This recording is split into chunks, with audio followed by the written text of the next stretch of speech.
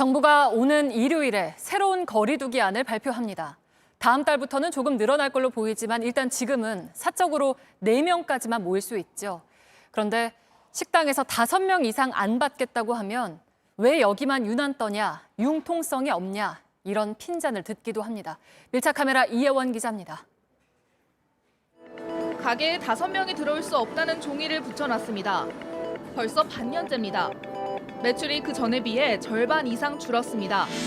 점심시간이 되자 테이블이 하나둘씩 차고 식당도 모처럼 바빠집니다. 그런데 5명이 넘는 손님이 자연스럽게 들어옵니다.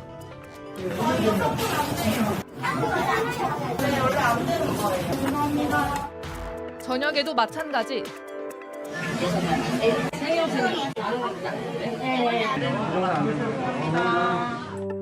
하루에 많게는 8번 손님을 내보냅니다.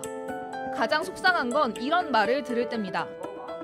다른 가게는 이제 봤는데 왜 여기만 유난을 떠냐고 하세요. 오인을 왜 지키냐 하면서 저희를 역으로 신고를 하시겠다라고 하시는 손님도 계셨고 그분들이 나가면서 이제 욕을 하시는 거예요.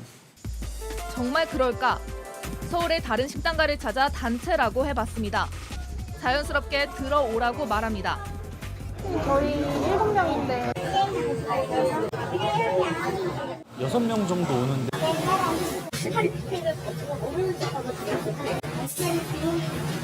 5명 이상의 손님을 받는 곳과 받지 않는 곳 모두 저마다의 입장은 있을 텐데요. 그렇다면 직접 가서 얘기를 한번 들어보겠습니다. 우리는 절대 불가해서 그런 것잘 주세요. 손님이 있을 안전하다는 손님이 있는 거. 반면 지침이 소용없다는 말도 들려옵니다. 모르는 사람들 다 아는데. 이윤백 씨도 이런 가게를 목격해 신고도 해봤지만 소용없었다고 말합니다. 저희를 욕을 해요, 사람들이. 저번부터 할게요. 저희가 일하는 데 대해서 조금 좀 이해 좀 해주시고. 안 지키는 가게가 따로 생길 수밖에 없잖아요, 관리를 안 하니. 그래서 말씀을 드렸는데 구청분들은 이제 나오시지도 않고 바쁘시다고 하시니까. 어제까지 접수된 집합금지 위반 신고는 전국 69,715건, 서울에선 17,883건입니다. 그럼 5인 이상이 모여 실제 과태료가 부과된 건 몇 건일지 서울시에 문의해봤습니다.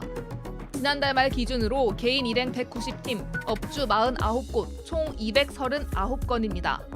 자치구 평균 6개월간 9.5건인 겁니다. 다른 업무를 하다가 이제 신고가 들어오면은 이제 나가고 그러다 보니까 아무래도 인력의 한계도 있고요. 네, 이미 흩어진 경우가 많고 이제 신분을 이제 알려줘야 그거 과태료 부과가 가능한데 그 강제로 할 수가 없는 상황이라서.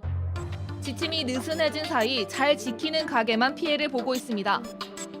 아이러니하게 이제 규정을 지키는 가게를 나쁜 가게로 좀 낙인이 찍혔더라고요. 예, 오시던 손님들도 안 오시게 되니까 끝나도 약간 두려운 상황이 되는 거죠. 많은 자영업자들이 요즘 왜 이렇게 융통성이 없냐라는 말을 많이 듣는다고 합니다. 국가의 방침을 따른 결과가 핀잔으로 돌아오는 겁니다.